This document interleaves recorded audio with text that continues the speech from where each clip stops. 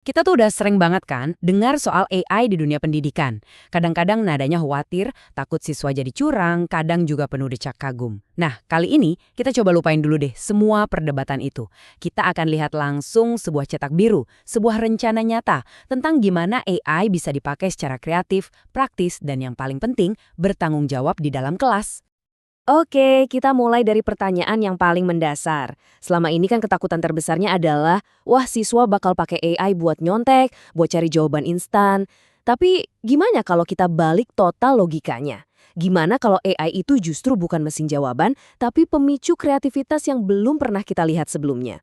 Nah, inilah inti dari pembahasan kita. Biar nggak cuma teori, kita langsung aja loncat ke sebuah studi kasus nyata. Kita bakal ngintip ke dalam kelas bahasa Inggris di SMAS Mutiara.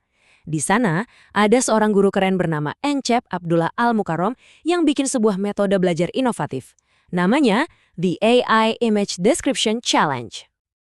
Jadi, permainan ini tuh kayak gimana sih sebenarnya?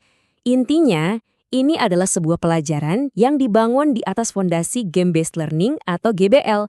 Eits, jangan bayangin ini cuma main-main tanpa tujuan ya. Ini adalah sebuah proses belajar yang sangat terstruktur, tapi dibungkus dengan elemen permainan yang kuat, biar tujuan belajarnya tercapai dengan cara yang seru.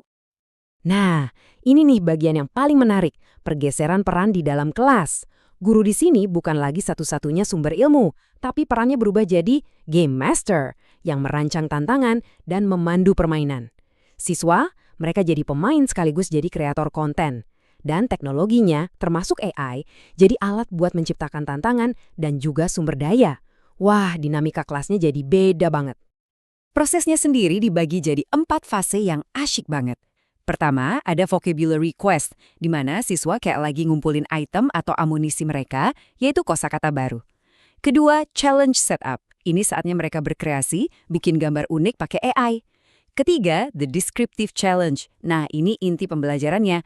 Mereka harus kerjasama buat mendeskripsikan gambar yang kompleks itu. Dan terakhir, fase penilaiannya pun dibikin kayak game, di mana deskripsi mereka diuji oleh kelompok lain. Seru kan? Terus, gimana cara nilainya?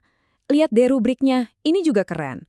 Penilaiannya bukan sekedar benar atau salah. Bobot terbesarnya memang ada di kualitas bahasa. Tapi perhatikan deh, 30% itu untuk analisis visual dan kreativitas.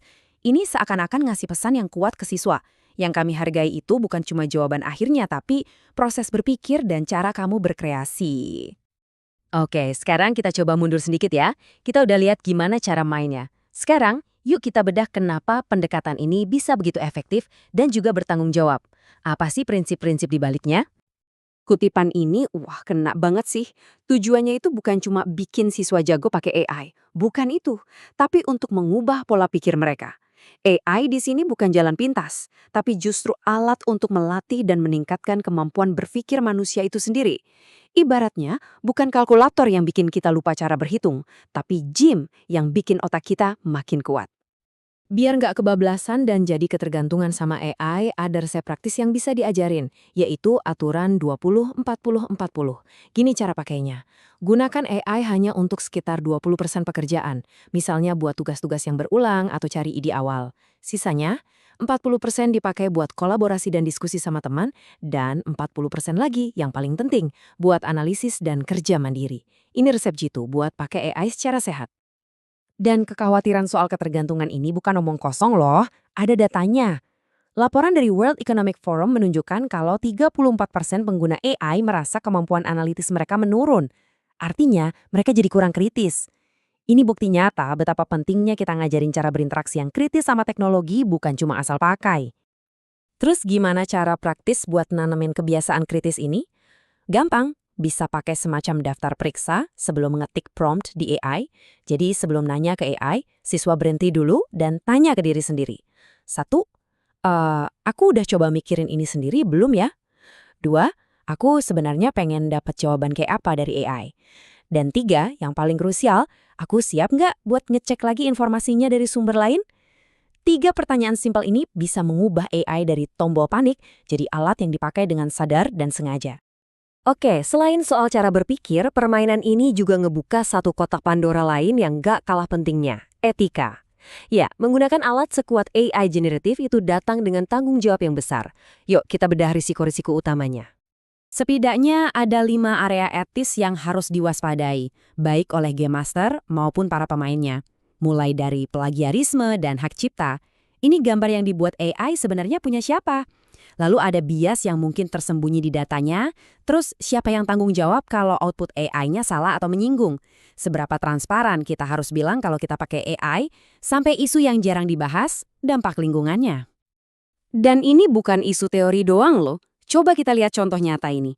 Di satu sisi, ada AI perekrutan Amazon yang ternyata secara sistematis mendiskriminasi pelamar perempuan.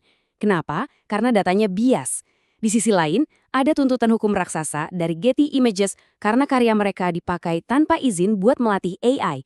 Nah, ini kan jadi pertanyaan penting di kelas. Gambar AI yang kita buat ini jangan-jangan melanggar hak cipta orang lain. Lanjut, soal akuntabilitas dan transparansi. Ingat kasus chatbot Tay dari Microsoft yang dalam sekejap jadi rasis karena belajar dari interaksi yang salah? Itu menunjukkan betapa pentingnya pengawasan manusia. Terus, ada artikel di The Guardian yang katanya ditulis oleh GPT-3, tapi ternyata butuh banyak banget editan manusia. Ini menyoroti pentingnya transparansi. Jadi, saat siswa presentasi, mereka harus jujur. Seberapa besar sih peran AI dalam karya mereka? Audiens berhak tahu. Dan yang terakhir, ada biaya yang sering banget kita lupain. Proses melatih model AI canggih itu butuh energi komputasi yang luar biasa besar, yang artinya jejak karbonnya juga masif.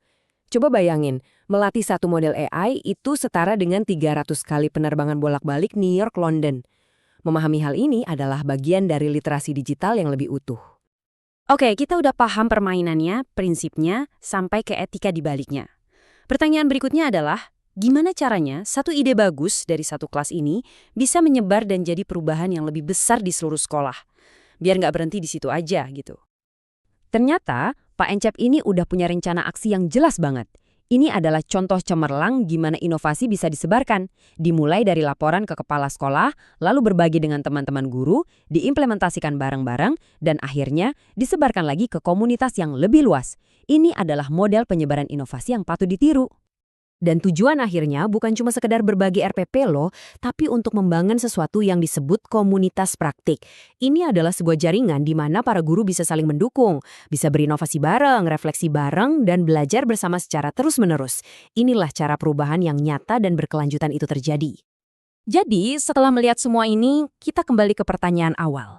Mungkin perdebatan soal AI di sekolah selama ini agak salah arah. Pertanyaannya bukan lagi, apakah AI akan menggantikan guru? Pertanyaan yang jauh lebih menarik adalah, gimana caranya kita pakai AI untuk memberdayakan guru? Gimana kita bisa mengubah peran mereka dari sekedar penyampai informasi menjadi seorang arsitek pengalaman belajar, menjadi game master bagi generasi masa depan?